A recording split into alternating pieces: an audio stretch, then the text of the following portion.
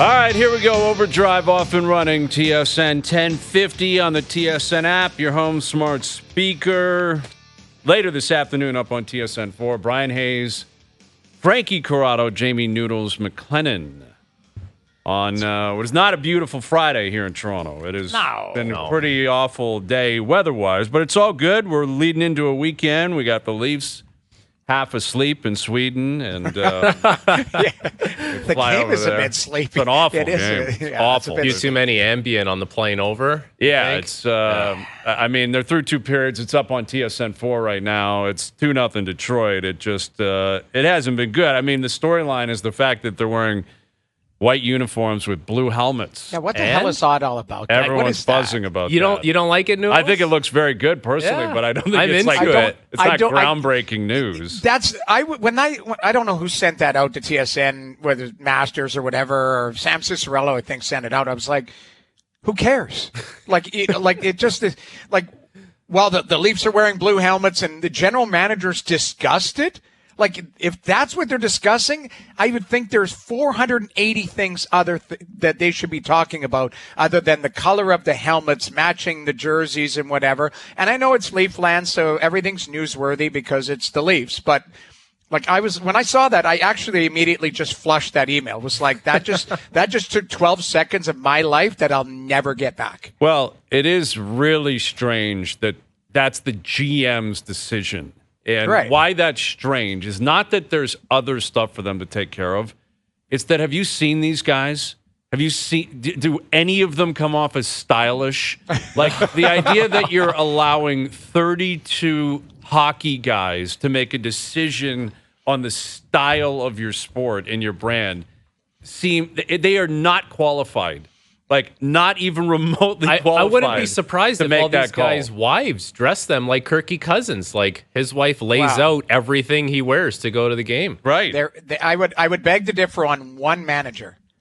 Lou Lamoriello is put together like he has stepped off a GQ cover. Like, Lou Lamoriello, his suits are, if they're not $10,000, I'd be shocked. They're just the most glorious, gorgeous. He is put together. Everybody else could be wearing jean shorts and the shirt I'm wearing right now. Right. Mark Bergevin used to have some styles, but those, at times, it was a little bit outlandish. So, over the top. Yep. Yeah, I'm more taken aback. Not that they're wasting time with the color of the helmets, that they believe that you would trust them to make a decision like that. Like, doesn't it seem like that's someone you'd want, like a younger marketing, kind of progressive, forward-thinking, like, all right, this is our brand. This is how people are going to see us. Maybe PR? Could PR maybe put that together? I don't know. But I personally, with all due respect, I don't think Brad Treliving is the guy I would be necessarily relying on. Why would he care? Like, I don't understand. Doug Armstrong. Why would those guys be sitting there saying, you know what this team needs? Yeah. Blue helmets with the white jerseys. I love that's what we need. Here's the thing. You only have 2 choices. It's not like they're wearing green helmets out of nowhere. Like, it's either blue or white. Right. Like the LA Kings one with that like silver, whatever the hell, the tinfoil hats. Like, that is aggressive. That is aggressive. And I think Vegas has an aggressive helmet at some point. Everybody else, it's either black or white. Am I wrong? Or red or matching, blue or white or matching, matching their team, right? Like, the Edmonton Oilers don't go floating out with an orange helmet on and going, Daryl Cates chose this, or, Ken Holland thought this was best for the Oilers to wear orange helmets. Kenny Holland. Would you ever want to see, like, the flames on the helmet for the top scorer of the team like they do in Europe? They do that in Europe, a special helmet? Yeah. So it's a jersey, isn't it? Well, they do. Like, the different leagues do different things, right? Like, the Champions Hockey League, you wear a jersey that doesn't even have your name and number on it. It just says top scorer on the back, and it's got flames on it. You're kidding me. But some leagues, like I think it's the German league, like they got flames on the helmet when you're the top scorer. That, I think, actually would be really cool. Right? I mean, that would be, what would be hilarious is after the first game of some guy on the fourth line, is the top scorer. Like, if you have to kick it in immediately, like per game, there's a real chance the first couple games of the season, it's going to be someone that you never anticipated having that helmet. Yeah. And you know what that guy's doing in warm-up? He's skating by the little booth there between the benches to the photographer, the guy that works for Getty Images, and goes, Get a couple of Make me sure tonight. those things go viral. Can you get a couple of me tonight? Because I probably am not going to see this helmet again the rest of my career. Exactly. But the thing is it like, I think of the sanitary version, like you're 20 games in, and is it the same bucket? Like everybody's just been sweating, and like guys had a 400 beer that week, and he's passed the helmet to his teammate, and inside it's just black guck. Like, I have no idea. And that guy's got to put it on. Like, I always joke about, helmets and hard hats and all of that. Like they hand out at the end of the game. Guys have to put a mask on or put something on their head. And it's just the greasiest, whatever, nastiest thing in there. If you've got to put it on your sweaty head. Sure. I hate it. Oh, yeah. Yeah. So. No, that you would think they would take that into consideration, but in pro sports you never know. And you're talking about a league that has a helmet with flames on it for the top scorer. So again, I'm not necessarily relying on that. I wonder if the GMs over there made that decision. Go from the bridge. See if you can get viz of a guy playing in Europe with flames on his helmet. Yes. Yeah. I want to see that. I want to see it, and I want to know more about it. Frankie and I call those games, those CHL games. And that's how, because you don't study the league in depth. Like, you're looking at it, you're trying to figure out names, you're doing some background. That's how you identify the other team. You're like, okay, there's that guy, the top scorer. He's the guy who's got 20 goals this year, and he's got a white jersey on, and everybody else has like a yellow jersey on. Like, it's the weirdest thing. Can you imagine Austin Matthews is, he's the Rocket leader right now. He's wearing a whatever color, name a color, a green jersey out there, like whatever, a yellow jersey out there, because he's got the leading scorer right now. Like, it's just weird. It doesn't make sense. There it is. Look at the flames. Look at the flames. Look at that up there. Wow. Like, it just seems like also a huge advantage for the team defending. Like, maybe keep an eye on the guy with flames on his helmet. Exactly. That's a great point. How do you get, how like great goal scorers, they try to get lost in the play? Like, how do you get lost when you have flames on your bucket? No, you got a target on your back. No, you can't bleed into the slot. Like Brett Hull would score 12 goals a year if he had a flame on his helmet. But anyway, the Leafs, they continue whatever's going on over there. They got to wake up in the third. They got an opportunity here. They can wake up in the third and get back. They got everything going their way over there. They're playing both those teams on back-to-backs. Like, the Leafs really got handed a nice little card here as far as they got to go over there. I understand that, but to go over there, you entice them by saying you're not going to play on back-to-back days, and you're going to catch both teams on the second half of a back-to-back. And by the way, from a business point of view, you don't lose any home games. They kind of rolled out the carpet for them. Yeah, they did, certainly from I was thinking more about that. Like, the home games, that's not even the Leafs. If you run a smart business, why would you give up your biggest cash cow in the league? Yeah. Like, if I'm in the Players Association, I'm like, wait a minute, we're going to give up revenue that we get 50% of because Ottawa's going to complain, or Minnesota. Like, of course the Leafs are going to have home games in Toronto. They make a fortune, and everyone gets a piece of that pie. It's like, I'm sure the Leafs were pushing for them not to have it, but I would assume if you're Gary Bettman, you're like, we're not losing a home gate at Scotiabank Arena. There's no chance. They make more money than any other team in the league. And as for the back-to-back stuff, I think conventional wisdom would suggest that's true. I'm not sure it is, though, when you're dealing with something goofy like this, where you're in Sweden, where, like, Detroit now has played, they've maybe found their game legs, maybe they understand the rink and the dimensions of it, and they're like, hey, and they didn't travel. It's not like they went from Stockholm to Rome to play this game. You play, you go back to your hotel, you go and play again tomorrow. This reeks of the bubble a little bit, right? A little bit, yeah. It's just like you go and play and go back, and yes, there are distractions over there too. There's a lot of family members. There's people. My understanding is you were allowed to bring a spouse or a member of your family. So it's a paid vacation for them or a vacation for them. Like, getting to the game, I think there are a lot of distractions. And we saw it yesterday. Ottawa, hit the ground running, and then they held on. Like, they had to score in overtime after they, pissed away a 4-goal lead. But Detroit woke up and got going. You're right, Brian. There might be something that's like Detroit goes, we know what this is all about. We know, we went through it yesterday. We've gone through it now. It's just about playing the game. But that being said, the Leafs have to, the first two periods, Admittedly, not great. There wasn't a lot of jam. Put it that way. Not a lot of jam. Not a lot of shots on net. Not a lot of high danger opportunity. It's not like Detroit's been flying out there like the '85 Oilers. But anyway, we'll keep you up to date on that. We're going to have MJ's calling the game on TSN4. Johnny will join us later this afternoon. Dave Pullen's on the panel. That's where Earl is today. He's obviously doing panel work on TSN4. Pooley will join us later this afternoon. But I don't think O would have been here today anyway, personally. I think O would have pulled the shoot, because O is terrified and O is running for his life. He and Luke Wilson, Team Coward Wilson, because you wouldn't believe the group chat this morning, how pathetic it was. That Excuses? They want it nullified. They want the pick nullified because Joe Burrow left the game due to injury last night, and now he's out for the season, which is a bombshell. Like, Joe Cool is out. The Bengals might as well pack your bags and just shut her down. You're done. It's over. They're 5-5 after last night. And you look at the major quarterbacks that have gone down, in less than a week in the AFC North, where at one point, like a week ago, it looked like all 4 teams were going to make the playoffs. Now I don't think the Bengals have a chance, and I don't think the Browns will either without Deshaun Watson. But both of them out. Obviously, Aaron Rodgers out, Kirk Cousins out for the year, Anthony Richardson with the Colts. Like, starting quarterbacks, big names done for the year. It's a war of attrition in the NFL, but that one hurts, man. Like, Joe Burrow being out is... Dude, and he was hurt already this year, and it cost that team some games, and he was finally coming around. But I hear, like, gamblers are pissed because Joe Burrow wasn't on the injury list prior to the game. Mm-hmm. And, like, that's got to get some consideration, doesn't it? Like, the NFL is going to investigate that now. They are, and I think Cincinnati will probably get hammered if they can prove that he was legitimately worthy of being on an injury report. But what's going to happen is whoever runs their website and their social media account, that person is in big trouble.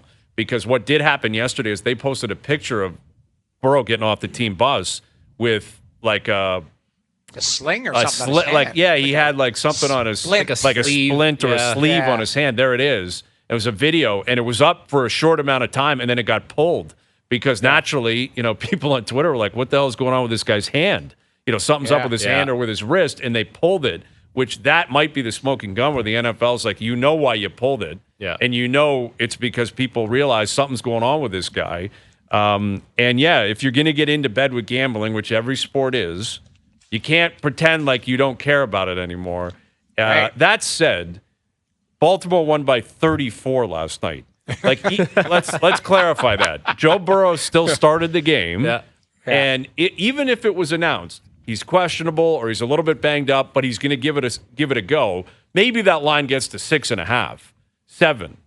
Like, I could understand the gripe of gamblers if Baltimore won by 4 last night. And you're like, that line would have been different, or I would have taken a different approach to it maybe if I knew something. Baltimore won by 14. That line was not going to be 14.5 because Joe Burrow was on the injury report. Like, be reasonable here. So how do those guys, those two, your buddies there, have a leg to stand on? They don't have because one. You had the pick anyways. Exactly. And you took the Ravens. So there's no reason for it to be nullified. Exactly. They're losers and they're nervous. Now they're nervous because what are you at now? Is it +4 now? Yeah. What is the number? -4. Some people saying 2 games back. Some people are saying 2 games back. Oh yeah, the baseball counting. Yes. And AB is, on fire. Well, he's on fire. You've got a little momentum.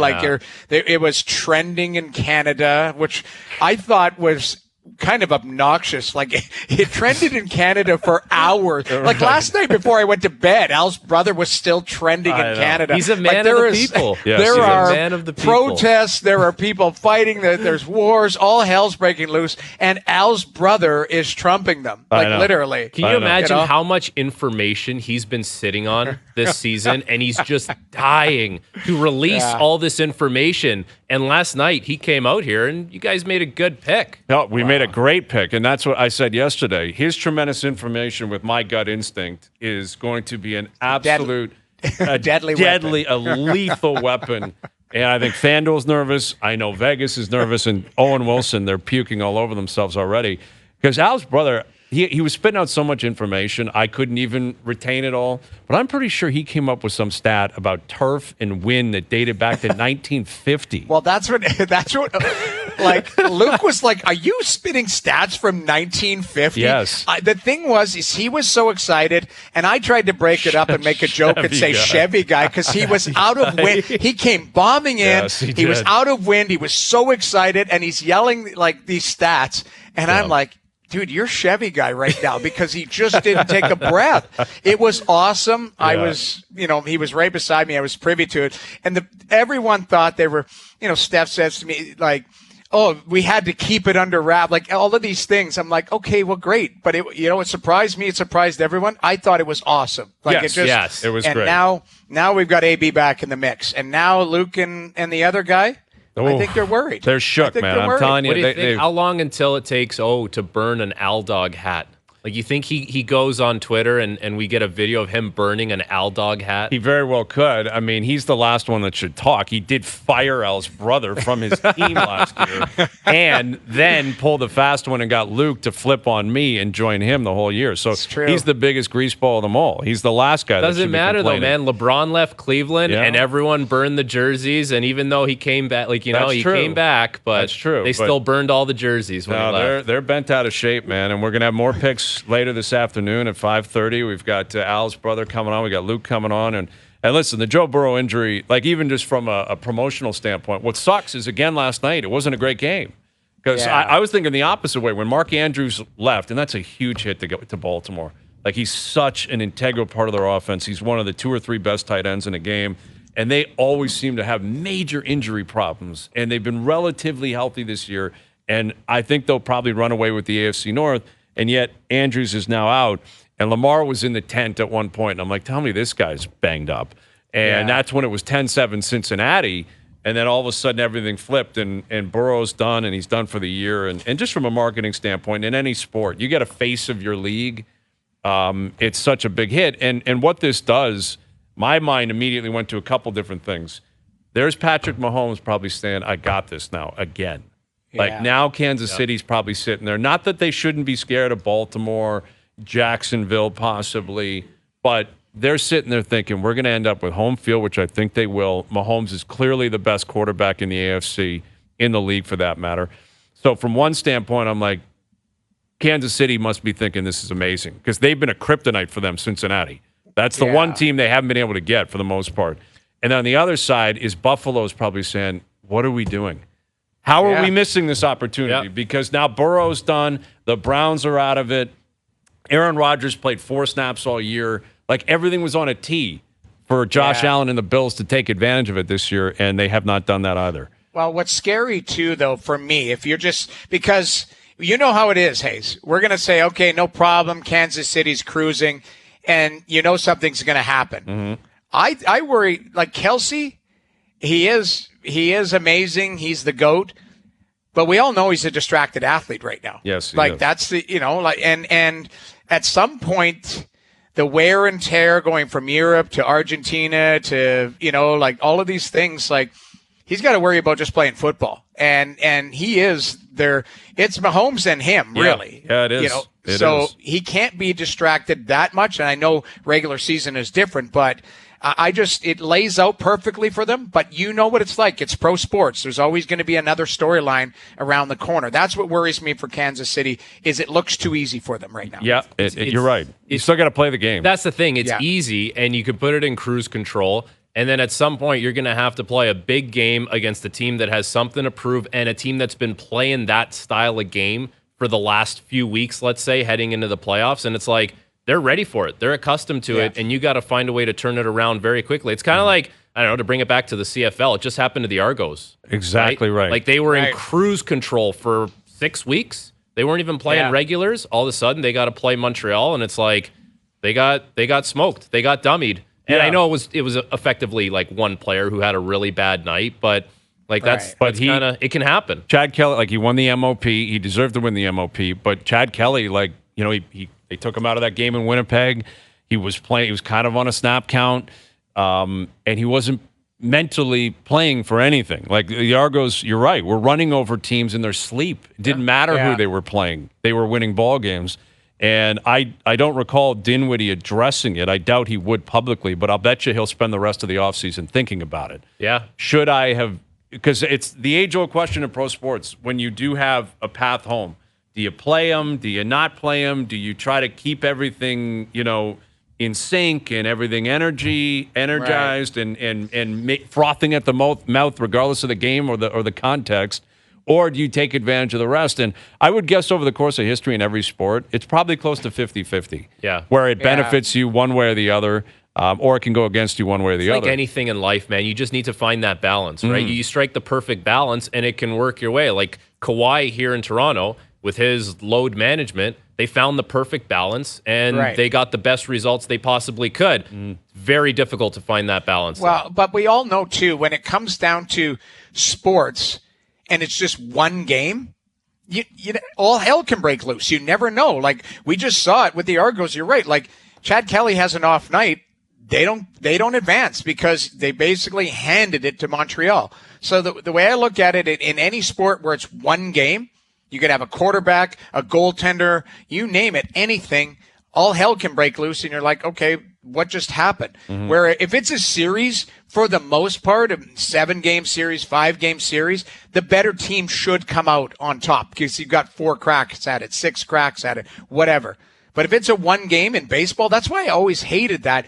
You play 162 games and you're playing one game, and it's for all the marbles. And if the pitcher's a gas can or the bats don't light up, like all of a sudden, or the closer doesn't get it done, we saw it with the Jays. They were up 8-1. Yeah, that's 8-1. That's right. With that being said, though, if you are Kansas City and you're taking a look at the teams in the AFC, like who actually scares you? Like, does Baltimore scare you? I think Baltimore should. I do. I think they should. They got the number one defense, I believe, in football. That if Lamar stays healthy, they got a great run game. But Andrews out hurts them.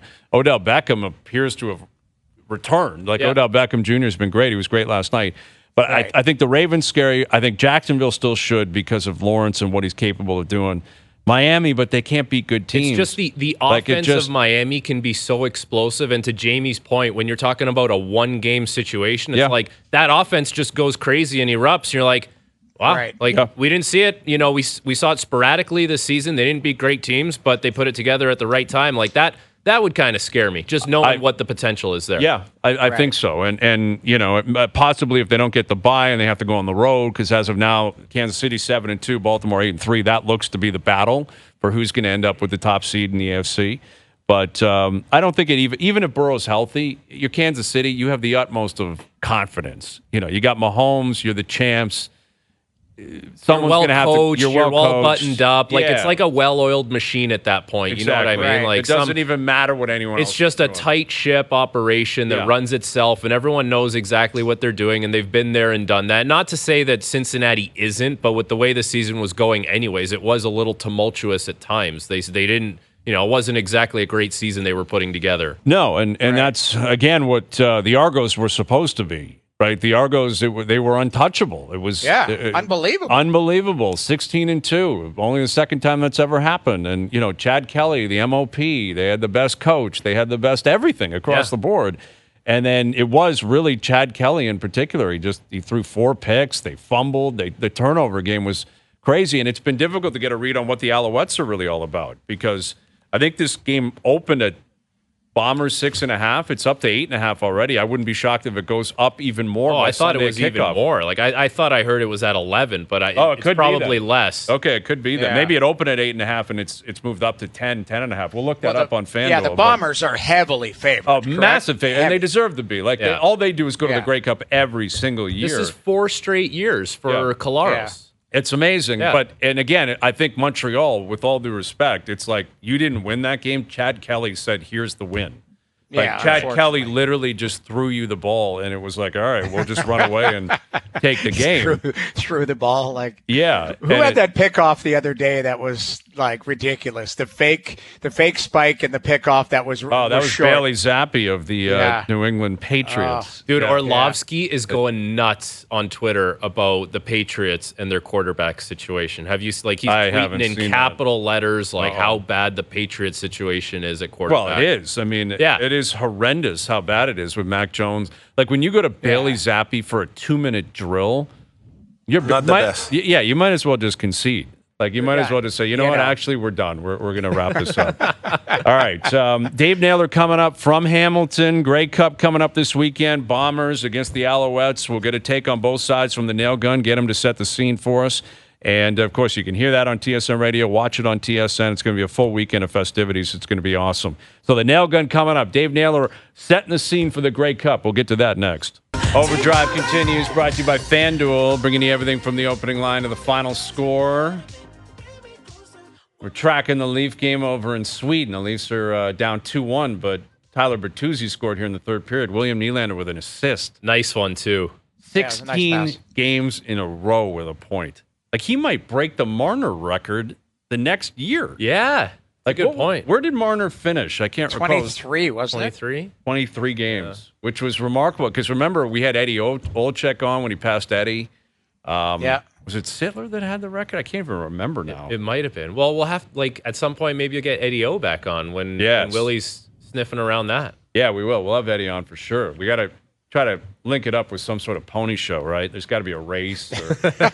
Exactly. Have it like at the Belmont, there's a, big race at Belmont, and hey, here's Eddie, and talk about that. But yeah, for sure. I mean, was it him? I thought he had maybe he passed Eddie. I don't remember. I mean, we talked about it a million times, and then but it all was bleeding together. Maybe it was Eddie. Maybe it was Eddie that had the record, actually. That makes sense. And there were other guys that Marner was passing along the way. Yeah. But pretty incredible start to the season. Yeah. Obviously for William Nylander. And that would have been cool over there. He's home. I mean, the whole production's Willie. Well, like everything online, everything's Nylander. Yeah, Lucas Raymond scored, which is another Swedish guy for Detroit. Like, it is nice to see Swedish guys having a little bit of, we'll call it success there, where they, they've got a ton of family and friends. Like, wasn't Willie? Didn't he say like 80 to 100 tickets, or he was looking at or something? Yeah, 90 to 100. That's a lot of scratch, man. I don't know what the tickets would be going for over there. It's a big stadium that they're in. Like that's not the one they use for like the daily use of the two Stockholm teams. Mm-hmm. That's only used for big events. The one they play in regularly is right next door. Yeah. Well, it looks like it's sold out. Like you would hope so. If you're going over there and it's not a sellout, that would be a tough look. That would be awful. Like, you got to sell it out. You got to sell it out, and you also have to have this is the reason why the Toronto Maple Leafs go, is because you can have a big crowd, obviously a lot of Leaf faithful there. Original 6 team in Detroit. I see a lot of Red Wings jerseys as well, because I think Lidstrom and all of the big boys were in the building yesterday. Absolutely. Which is awesome. I love that. Yeah, I can't think of Minnesota's big Swedish player. Eriksson Ek. But I'm talking like an all-time great. Like, Ottawa's got Alfie. Like, Alfredson's a Hall of Famer. Yeah. Obviously, Matt Sundin, Salming with the Leafs. With Detroit, it's Lidstrom. Mikko Koivu's Finnish. Yeah, he's Finnish. It's it's the goalie. I mean, right now, Gustafsson, their goaltender, is a Swedish guy. I was looking at it. There's a couple guys, but it's not the sexiest names yet. That's what it would be cool if these games had the supporter section behind the net where they're all jumping around and chanting and singing songs, going crazy. But I guess you just don't have songs for NHL teams, right? That's if they just make up some songs for the Wings and the Leafs and start going nuts here for 60 minutes. Like, they do that a lot with the Brits and stuff, right? You go to a soccer game and something unique is taking place, or there's a new player or whatever, they'll come up with something on the fly. Oh, yeah. They're player, quick. they got something ready to go. Yeah, and it'll be like a karaoke type thing where they're maybe matching the tune of a famous song or whatever. It's wild over there. It's a totally different beast. I've been watching, I haven't seen it all, but I've been watching a little bit of the Wrexham stuff. My wife's been watching it.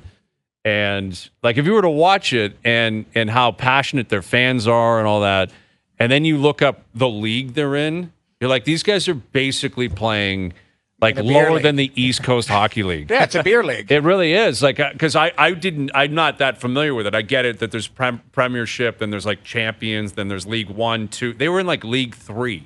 Yeah. They were the 5th professional league. That's the Federal Hockey League of soccer. Exactly. But I don't know the money there, but I know, for example, in some leagues, Frankie, you probably would know this too, in Europe and that, some guys have day jobs, Like some guys play pro hockey at night. One guy I played with in England was a stockbroker. Like he would get to games at like 6:15 for a 7:00 game because he's like, guys, I'm on the market. I'm on the desk. I'm not even joking. A good buddy of mine played in the Italian league, like the hockey version of Serie A. Mm-hmm. Yeah. They practiced at 7 p.m. because all the guys had day jobs. So his life was waking up at like 2 p.m. And what do you think that meant for the night before? Oh, so he wasn't working over there. He was actually just playing. Was an import, right? Young so guy he's just playing. And he's like, I got to wait around till 7 p.m. to practice because these guys are like bankers and accountants and construction workers. Man, one of our times, we would practice sometimes in England, I'm not lying, 10 o'clock at night. No. So I'm not lying, 10 o'clock practice. And guys would have, like I played with one guy, Nicky Chin was his name, tough as nails. He'd be like, sorry, guys, I had a bottle of wine at dinner. Like, he'd blast one off my shoulder in practice, and I'm like, Nicky, you're killing me. He's like, sorry, man, I had a bottle of wine at dinner with my wife. And I was like, what? Just half cut. Yeah, like just enjoying himself. Like, it just, certain leagues, you forget, like like, I'm not lying. Like, Nick Cross was my teammate. He was, like, we called him James Bond, like, really good looking guy. Like, but he was a stockbroker during the day. One of the other guys, Riley, had a plumbing company. He'd pull up in like a van with like a, like got the boots on, the vest, like he had everything. A plumbing company. Oh, yeah. So they had day jobs, but they played pro hockey. So that's it was great. just that's great. I mean, that's obviously a passion for the sport and an understanding of where you are, what you're doing. Yes, you're a pro athlete, but like, come on, you gotta be reasonable here. And if you've got like a wife and kids and stuff, like you got a mortgage, you're like, I can't just play hockey over here. Yeah. I mean, what are we gonna do? We got 10 p.m. practice, man. The one frustrating thing about playing in that English league is on Saturdays. So I played for the Guildford Flames. On Saturdays, we would play, let's just say at 5:00 on a Saturday night. They would have open ice. So anybody could rent skates or anything all day. And then they would flood the ice once and we would play. So till 4:30, there would be 1,000 people on the ice and they flood it once. Can you imagine the divots and stuff that you're looking at? Like I would be going, I'm not lying. You get to the rink 2 hours before, I'm stretching, going out, doing a little mental preparation. I'm looking and there are people just digging my crease, like literally, I'm like, this is going to be nonsense. That's a different world over there, man. Like, what you're walking into, right? You know what? Like, Hayes, you always talk about like the business side of hockey, right? And how to maximize that. Mm-hmm. They build rinks there with just like bleachers behind the net and no seats because they know people are just going to go there. You sell them a general admission ticket and they're jumping around for a 60-minute game. So like you can cram more people in those stadiums. I like that idea. I mean, you know what? Like this actually, they're never going to do this clearly, but the NBA is trying something different here with this in-season tournament. And it starts tonight here for the Raptors. The Raptors are the final team in the league to actually have a game, which means they're still technically, like mathematically in it. I think Memphis is 0-3 already. They're out. Like Memphis, the Raptors haven't even started their in-season tournament, and the Grizzlies are done. But I don't know if you've seen a shot of the court. It looks amazing. No, I haven't seen it yet. So it's like really, it's dark. It's like a black kind of court. There's, I think, some gold in there. They might be wearing their OVO stuff for the game tonight. But I would like to see silver. Like if you're trying something different, try something different with the crowd. Maybe, maybe if you don't put those seats in, although they're never going to do it because they courtside costs so much and you sell them for $1 million. They make a fortune off it. But that would be cool if they're like, we want more of a kind of European stadium vibe for the in-season tournament. Yeah. Where like around the court, it's standing room only, and you're just going to be yelling and screaming and jumping. And that would be a totally different vibe. Is there a team in the NHL that could pull off something like that? I have one team in mind that would be able to pull something. Arizona, obviously. They literally are a university. I think of Vegas. I think of the Islanders. They have all the chants in there. When that crowd gets going, I guess they got some chance. The reason legit. I say Arizona is because it's literally a university. So it's like you might as well just have the student the student section be on their feet and chanting and yelling different no things. disrespect, so Arizona. they pay $5 to get no disrespect. You got $5 tickets and you go in. Like for growing up, the Edmonton Elks games where they would have like the Knothole gang, and you would literally like go, and it would just be kids or it'd be college students, and then go and get drunk, sit in the corner. And as it got older, I think in Saskatchewan, they had a hot tub in the corner. So it was like you could win the hot tub. I love So you that. and your buddies could be sitting in a hot tub watching a CFL game. You imagine how sideways that would go halfway through the game. Yeah, that's the NFL in a nutshell too, man. Or football for that matter, obviously in the CFL, where some places have like a hot tub or they have a pool. Like in Jacksonville, I think there's a pool. Like you can just sit in the pool and watch the There's whole baseball football stadiums game. with the pool too. Yeah, they do They in the do outfield. it in the minors, but like you've sat in a hot tub. How long can you possibly sit in that thing? No, it's awful, especially in the heat. Like if you're again in Jacksonville in September and you're sitting in a hot tub or something, you already have a lather you'd be going. passing out. They're gonna wheel people out of there. That's a can't do it. recipe You're having for 20 beers, tall boys. Yeah, Yeah, Can't it would do be it, a no. recipe for a disaster for sure. Like ridiculous. No. But All right, so we're tracking the lead. We're trying to track down the nail gun, but it is Grey Cup week, so he's probably preoccupied. Who knows what he's doing? But if we can get Dave Naylor on, we'll get him on. If not, so be it. The game will go on, obviously. Alouettes against the Blue Bombers this Sunday on TSN. We'll continue to tee that up throughout the afternoon. We got Al's brother back. We got Luke Wilson coming up. More picks for Sunday. Timo and Wilson up against Hayes and Burrow. For those wondering, yes, the hats are being manufactured as we speak. There will be Hayes and Bro hats that will be manufactured and should be in our hands by the end of next week. We can't wait for it. OverDrive continues. TSN 1050 and on the TSN app. All right, Grey Cup this weekend. We'll continue to tee it up. Montreal, Winnipeg in the Hammer, which you know is going to be on fire. Yeah. It always is. And the weather, I don't think it's not looking great. I mean, I think it's going to be cold, possibly snowing. Dude, the weather's jammed up a guy in my neighborhood. I feel really bad for this guy. And I'm sure this same guy exists in your neighborhood. So I have my little route, take the dog for a walk every night. It's a new route this year. We did it all summer. Every night in the summer, I walk by this gentleman's garage. Door is open. He's got the makeshift living room with the TV right next to the lawnmower. He's got some beers. He's got his darts. You walk by, it smells like darts every single night. The weather, I would say, in the last few weeks has obviously taken a turn. I walk by, garage is closed. Yeah, and he's shut down for the year. And I walk by and I think, man, this guy must miss this setup so badly. Yeah. And he can't use it anymore. I mean, I'll bet you what it is it's open for, 10 minutes and then closed for the rest of the day. Where when you're in the summer, you can leave that thing open for 6-7 hours. I would bet, though, that guy would have some sort of space heater or something. Yes, something very unsafe. Yeah, like very unsafe, like not to code. A space heater, but not not like just an open flame in it type of thing. Yeah. Like that's the got a hot air balloon in there or something. Exactly. But I feel bad for this guy, man. He's a grit grinder. He wants to chain smoke darts, and he can't do it in his garage anymore. No, you're right. Exactly. I mean, although he's got to get through this because this is where the rest of the country, again, Hamilton's it's not going to be bad. Probably by kickoff, it might be minus weather, maybe snowing a bit. But how many Grey Cups have we seen in our lives that are in Saskatchewan or in Winnipeg or Edmonton, and it's minus 25 degrees, snow everywhere, and it's like, well, that's the game. Like, that's when we're playing, and that's how we're playing. And, in Hamilton, it'll be like, oh, this is a bit too much. But you don't have the luxury of putting the Grey Cup in Vegas or in a domed stadium somewhere. No, they don't. Exactly. I mean, I guess when it's at the Rogers Center, which it has been, in the past. Yeah. That was, and I guess in BC, there are a couple of options, but for the most part, you know what you're getting. Anyway, Dave Poulin will join us in about 15 minutes. The Leafs are now up 3-2. They scored three goals in the third period. They're down 2-0. It was incredibly sleepy. And now what Detroit has run into what Ottawa ran into yesterday, where Ottawa was up 4-0.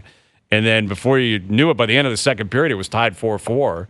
Ottawa ends up winning in overtime. But now Detroit was up 2-0, had things in hand. Yeah. And William Nylander's been on for all three goals. He set up the first one. He scored the second one I don't know if he got an assist on the Tavares goal. It was a beautiful play by Bertuzzi. Yeah, he might have dumped it. I didn't see who dumped it down the wall, but Bertuzzi's the one who wins the loose puck battle, then puts it to Tavares on the back door. I think Nylander might get a second assist on that if he's the one who dumps it down the wall, who chips it down. Wild what this guy's doing, though. You want to continue our little chat from yesterday? About the contract on SportsCenter? Is that what you want to do? So we can do that. Noodles, Hayes and I did a hit yesterday, right? We're going back and forth with Gino, and we log off from the hit, and Hayes looks at me, he goes, we could have done half an hour on that. Oh, yeah. And we did, what did we do, 3.5, 4 minutes? Yeah, it was a good hit. So let me weigh in after both of you weigh in, but where was your position for the hit? And then we can expand on that. We don't have a lot of time, but basically Cole's notes version, Hayes, where were you at? It started with Frankie, giving a percentage, which makes sense. Yeah. Like the percentage of the cap.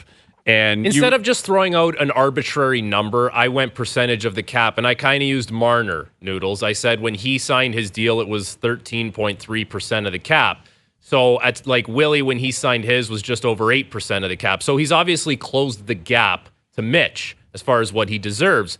So I said if he were to get 10.5 on this next deal, which I know everyone says is very rich, right? Not going to go over 10, but that would be 12% of the cap next year when it's 87.5. So has he closed the gap that much to Mitch Marner? That was my argument. Yeah, and that's, I'm sure that is what Nylander's camp is saying, right? And I think we all know he's asking probably for 10, 10.5, something like that. If he was willing to take 9, he'd be signed by now. Yeah, I think that's clear. For sure. Like if he was willing to sign a $9 million deal, he'd be signed by now. Where I think the Leafs might throw him a bone the way they threw Matthews a bonus. They may not demand 8 years. They never have for anyone else. So why would you start now, even with a new GM?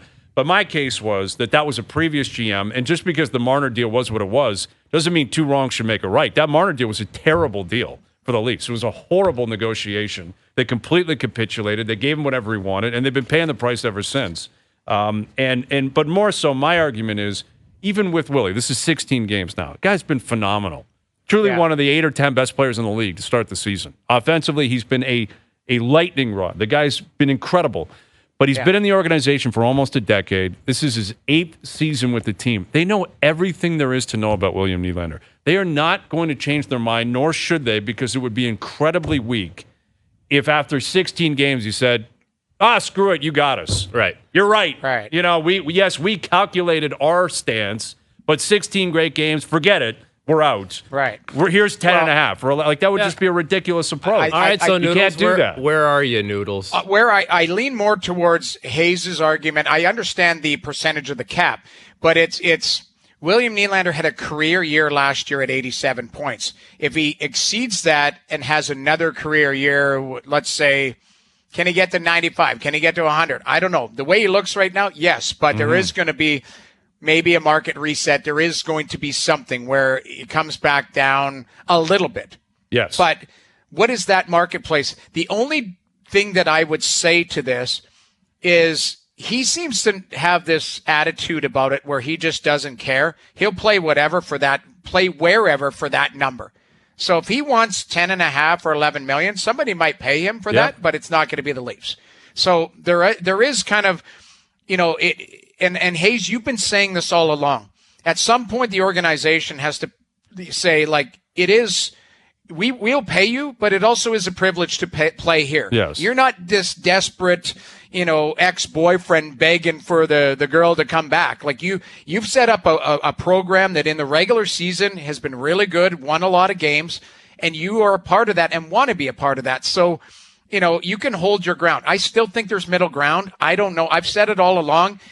In my mind, it has something with a 9 in it, a realistic, contract. If that 9.75, 9.5, whatever, if it gets to 10, I just don't know. I know Tavares is coming off the books in a year, but bottom line is you're going to have 4 guys in double digits. You got to find a way. And I know the cap's going up, but no, it's incredibly difficult. And listen, there's wiggle room, and I'm sure. Let's say the Leafs are dead set on let's say 9.5, and Willie's dead set on 10.5. Okay, maybe you meet in the middle, or maybe you get to 10.25, which again will not be overly comfortable. But there has to be a line where you say we're not going $1.5 million over our number. or $2 million over. And another point I made yesterday, it's the same point I made with Matthews. There's this belief that Willie holds all the cards. If you really want to be a Leaf, then the leverage is for Toronto, because Toronto is the only team that can offer you that. The other 31 teams cannot offer you being a Maple Leaf and living in Toronto. Yeah. So if he really wants that, then there is leverage. Yeah, there. Ultimately, if he looks at around at it and says, well, in free agency, I could get $10.5, $11 million, but you know what? I really like Toronto, so I'll stay for 10. Right. Okay, there you go. And again, Everyone's I think happy. What the Leafs may do is, like everywhere else will say, if we give you 10.5, it's 7 years. Right. And there's no signing bonus stuff, like none of that. It's you can come, we'll give you 7 to 10. Where the Leafs will probably be like, we'll give you 5, so you can come up again for 10, and every July 1st you're going to make $9 million cash. Yeah. You know, so these are things where that's where I think it's going. I expect that's where it's going to go. I think both sides. He's headed there, though, man. He's going to have like 90-plus points this year. Yeah. This is career year. And that'll be 2 years, which means all of a sudden that's who you are. Right, that's the thing, though. That's my question, is where eventually, like, we had that argument to start the season. We can get into this at 5 o'clock hour. Yeah, we got to get into it. We'll continue here. All right, Luke coming up, Al's brother coming up, Dave Poulin coming up, OverDrive continues, TSN 1050 and on the TSN app.